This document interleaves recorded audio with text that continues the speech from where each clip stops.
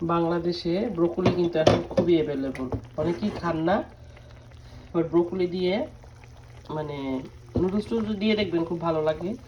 ভর্তাও কিন্তু করা হয়, আমি ভর্তাটা করি, আমি ডাটা যেটা হয় ডাটাটাও ছোটো ছোটো করে দিই সাথে।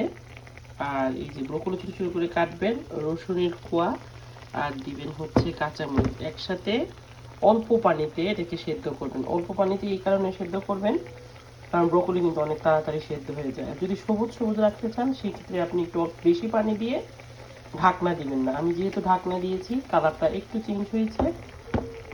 আর এই ভর্তাটা মুখরোচক করার জন্য আপনি যদি এটাতে চিংড়ি মাছ দেন তাহলে তার কোনো কথাই নেই। আমি যদি আজকে চিংড়ি মাছ ছাড়া করব, চিংড়ি মাছ দিলে এটা বেস্ট হয়।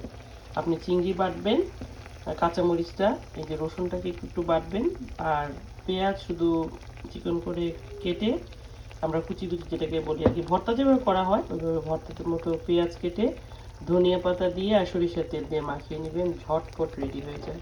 ব্রোকলি অনেক তাড়াতাড়ি সেদ্ধ হয়, খুবই মজা হয় কিন্তু ব্রোকলির ভর্তাটা। ট্রাই করে দেখতে পারেন।